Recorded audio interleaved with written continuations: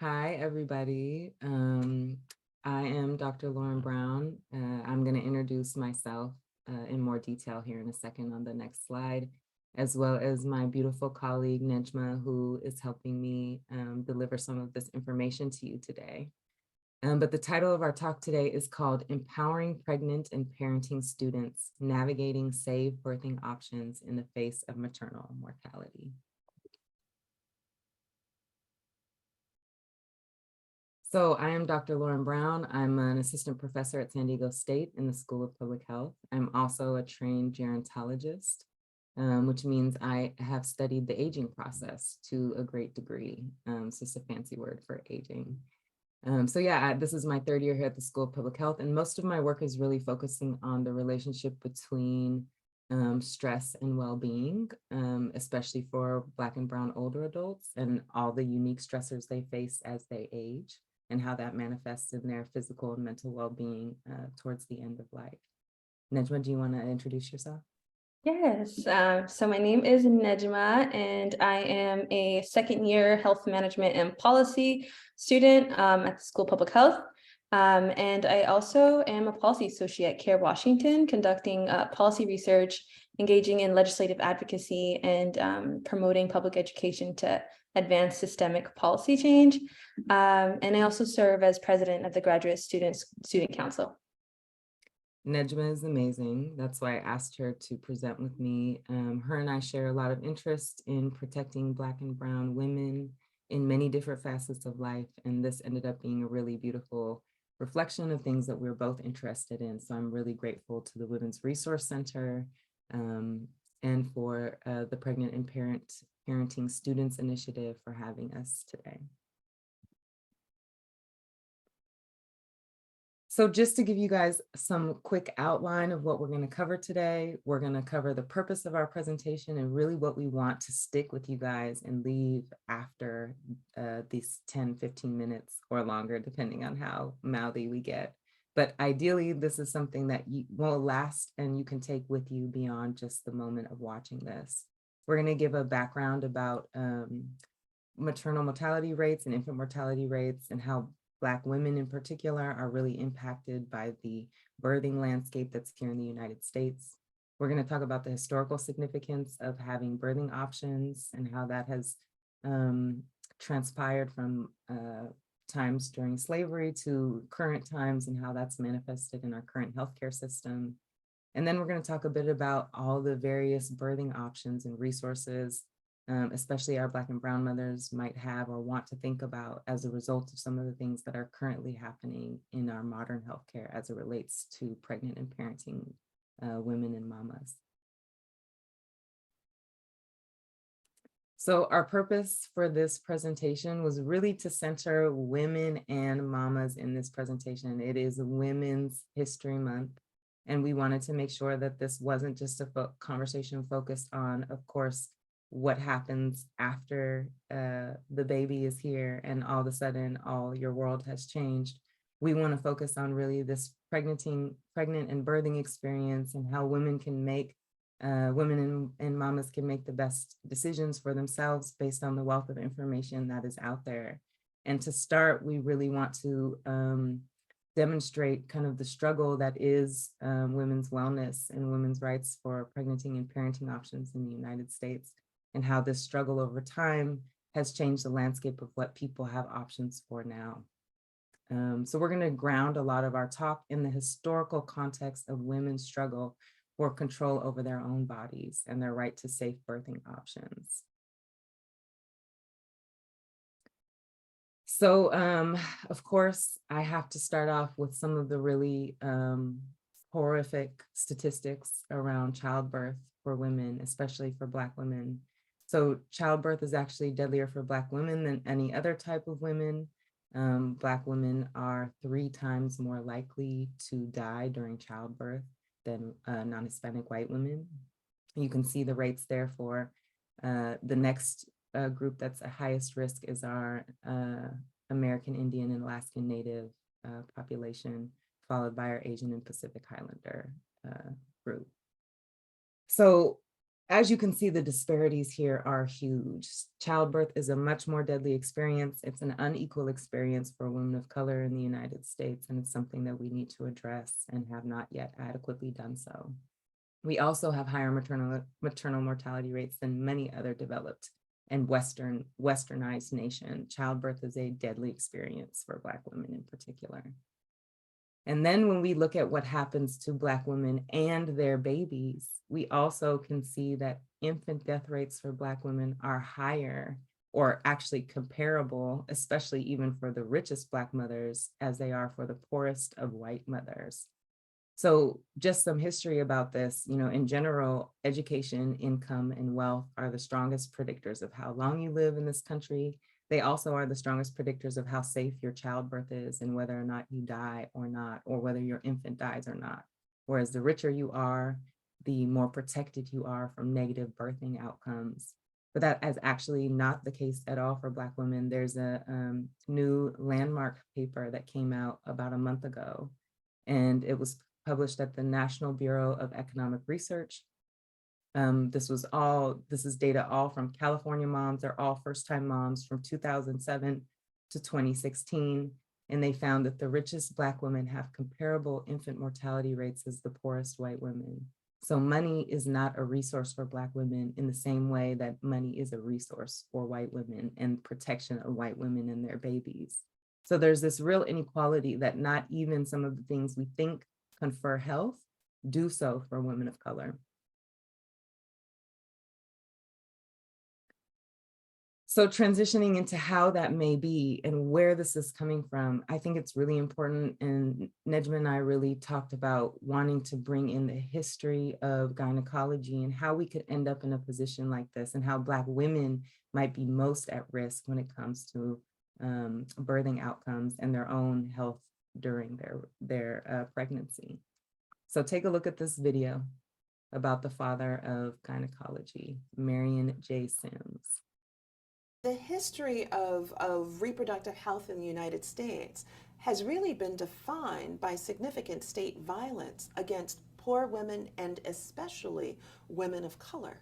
Marion Sims is considered the father of gynecology. There's a statue devoted to Marion Sims in Central Park, of all places. He was from South Carolina, but he rose to such fame and high regard that his image is made forever bold and tall in New York, our nation's economic capital. Much of what we know about Marion Sims actually comes from his autobiography.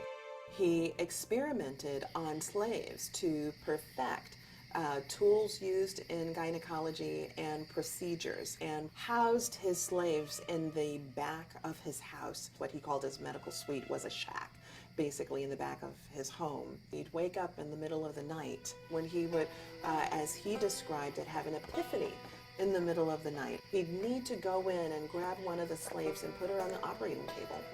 He would rouse Lucy or Narcha or another without any anesthesia or the aid of any kind of pain relief. He would begin lacerating, cutting into their uterus, experimenting with C-sections on women who were not pregnant, cutting across their wombs over and over again to perfect what he was imagining in his sleep, essentially. This is a really hard to watch but powerful video showing, I think, really the roots of where this problem started. And it's even deeper than the current moment. The history of modern gynecology has really been built off the bodies of Black women. There are many women, including Dorothy Roberts, a wonderful and brilliant writer who has written extensively about how the history of gynecology has led to this current moment for Black women and their pregnancy outcomes.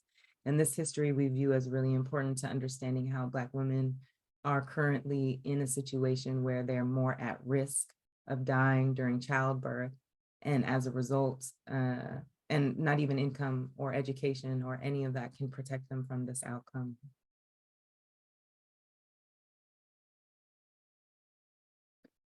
So I'm going to hand the presentation over to Najma to let you guys know how all the traditional and alternative birthing options can be a potential in healing some of the wounds that our past has laid upon us. A lot of this past that's dealing with Black women and Black women's birthing outcomes is really a source of what's happening with modern medicine. And as a result, many Black women are leaning into traditional and alternative birthing options as real options that are statistically improving the outcomes of women and creating a safer environment for childbirth. So Nejma, go ahead and take it away. Thank you, Dr. Brown. So yeah, moving on to the next slide. The traditional hospital birth is what most people think when it comes to giving birth. Dr. Brown, if you mind going on to the next slide. And the hospital birth experience often involves medical intervention such as epidurals and cesarean sections, and is usually more expensive than other options, right? However, hospital births do offer access to emergency medical care if complications arise. On the other hand, home birth is a traditional birthing option that is gaining popularity. Home birth allows for a more personalized and comfortable experience with the added benefit of being in a familiar environment.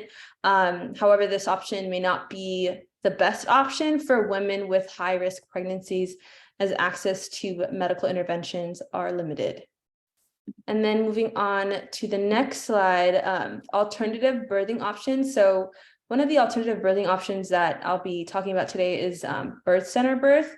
And so that's a type of alternative birthing option that provides a home-like environment for women who want a more personalized and natural childbirth experience. They're typically freestanding facilities that offer a comfortable and calming environment with access to medical equipment and trained staff. And they're different from hospitals in that they focus on providing care to low-risk women who are not in need of medical interventions, who don't really need epidurals or C-sections, and midwives and nurse midwives are typically the ones that provide care at these birth centers. And they work with women to develop a personalized birth plan that meets their unique needs and preferences. Women who choose birth center births are often appreciative of the comfort and familiarity of like a home-like environment, as well as the ability to move around, try different birthing positions during labor. It's also less expensive than hospital births, and still provide that personalized care and attention that that's not really as available in a hospital setting. Again, it is important to note that birth center births may not be the best option for women with high risk pregnancies or complications. And then moving on to the next slide, I wanted to touch on the historical significance of midwives and doulas. And so the next slide, midwives has a long history. Midwifery has a long history in the United States, dating back centuries before it was officially recognized as a healthcare profession. Enslaved midwives were among the many individuals who practiced midwifery, providing essential care and support for both enslaved and free women during childbirth. Slave owners recognized the value of these skilled practitioners and used them to ensure the health of their reproducing enslaved women and their newborns. And then after emancipation, midwives continued to play a critical role in providing healthcare to communities, particularly in rural and remote parts of the South, where hospitals and trained doctors were scarce. These midwives were often referred to as granny midwives, and served both Black and white women, providing essential care and support during childbirth. And their role in maintaining community connections and ancestral records was especially important in the face of disbandment and family separation. However, in the latter half of the 20th century, the practice of delivering babies kind of became a medical specialty, and the role of midwives changed. Today, midwives are recognized as trained health professionals who provide care and support to healthy mothers and newborns during pregnancy, birth, and postpartum. And they work in various settings like birthing centers, hospitals, and private residences, and provide a range of services, including emotional and physical support, education, and advocacy. And despite the changing role of midwives throughout history, their historical significance to Black women's reproductive health remains critical. And on the next slide, I'll be talking about doulas, and doulas are professional trained in childbirth who provides emotional, physical, and educational support to a mother who's expecting and is experiencing labor or has recently given birth. Their purpose really is to help women have a safe, memorable, and empowering birthing experience. More often, the term doula refers to the birth doula or labor support companion. However, there's also antepartum doulas and postpartum doulas. Let's go back real quick and take a look at this Granny Midwives video. This gives us a great history of the history of Black women who were enslaved, often enslaved Black women who were participating in much of the birthing environment in the US at the time. Moves on the water, God moves on the water, God moves on the water, and the people had to run and pray. It was a year of 1912 on April the 13th day, when the great Titanic was sinking down. Well, the people had to run and pray. God moves on the water, God moves on the water, God moves on the water, and the people had to run and pray. When the great Titanic was sinking down, well, it threw lifeboats around, crying, see the women and the children, that let the men go down. God moves on the water, God moves on the water, God moves on the water, and the people had to run and pray. When the lifeboat got to the land and the women turned around, crying, look way across that ocean, Lord, at my husband found. God moves down the water, God moves down the water, God moves on the water, and the people had to run and pray. That Captain Smith was lying down, was asleep, for he was tired. Well, he woke up in a great fright as a many gunshot was fired. God moves down the water, God moves down the water, God moves on the water, and the people had to run and pray. But that Jacob Nash, he was a millionaire, Lord, had plenty money to spare. When the great Titanic was sinking down, well, he could not pay his fare. God moves on the water, God moves on the water, God moves on the water, and the people had to run and pray. Well, the sun stood still and refused to shine, Lord. Solace in heaven for us space of time. The rocks it was a temporary wind, and my Father forgive thy sins for me. And God moves on the water, God moves on the water, God moves on the water, and the people had to run and pray. Well, I take him a Jesus while they laid him away, Lord. He helped on the money called a Calvary. The ripple his feet while they rattle his hands while they trouble God people in Jerusalem. God moves on the water, God moves on the water, God moves on the water, and the people had to run and pray. Yeah, wrestling with a seawall to keep the waters down, but the high top of that ocean, Lord, put the water all over the town. God moves on the water, God moves on the water, God moves on the water, and the people had to run and pray. While they taking my Jesus down from the cross,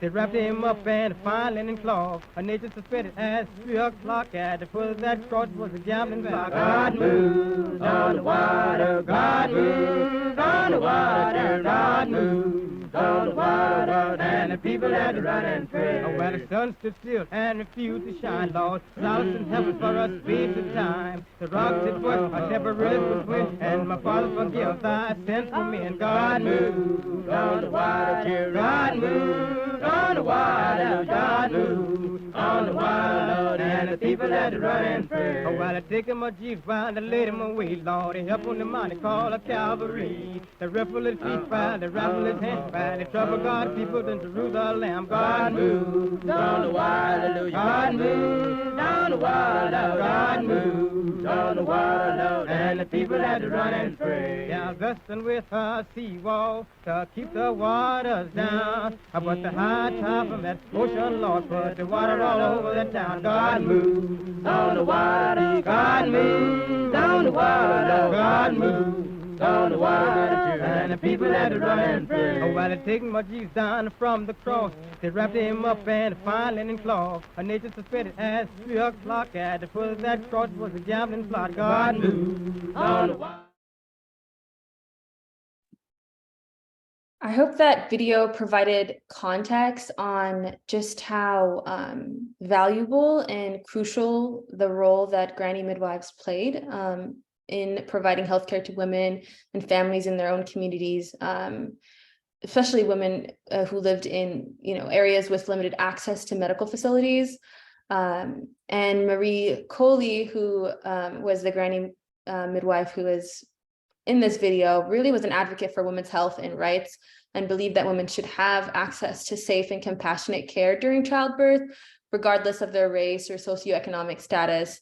And her legacy continues to be felt in the field of midwifery today. And she was also a pioneer of the use of traditional healing practices in childbirth and an advocate for women's health and rights. And her work serves as an inspiration to midwives and birth workers, around the world.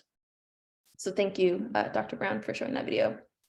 She's such an inspiration and really a perfect impetus behind why it's important to share all these resources with you guys. Yeah.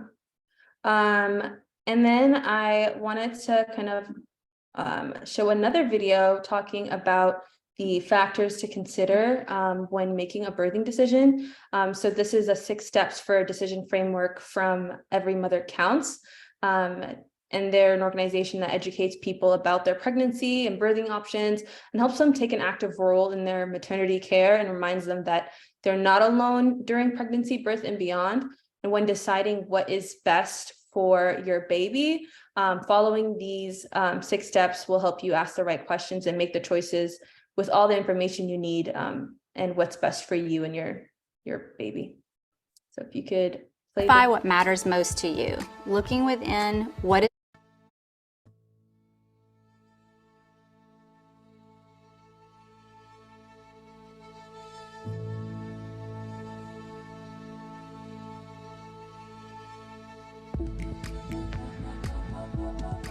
I want to introduce you to our 6 steps for a decision-making framework that will really help you through your pregnancy and birth.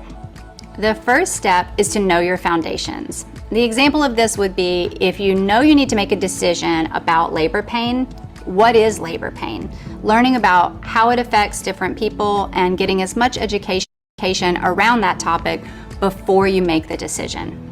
The second step is to explore your options. You may have already heard about the BRAIN acronym for making decisions while laboring. This is benefits, risks, alternatives, your instinct, or do nothing. This is one way for you to know all the options that you have when making a decision, which helps you know which pathway you ultimately want to take. Step 3 is to clarify what matters most to you. Looking within, what is the important thing? What's your main thing that you really know means the most to you?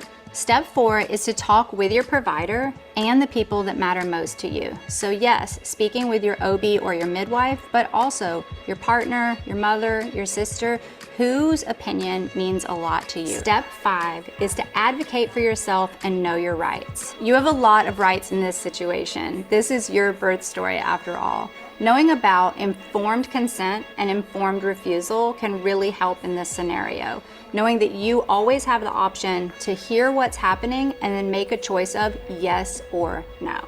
And our 6th step is to repeat and revisit as needed.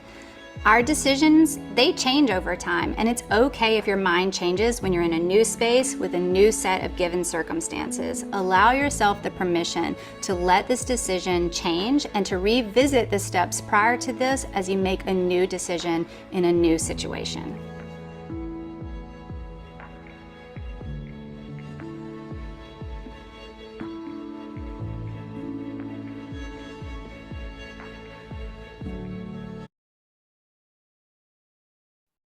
Awesome, thank you. And then the next page, we have a resource guide.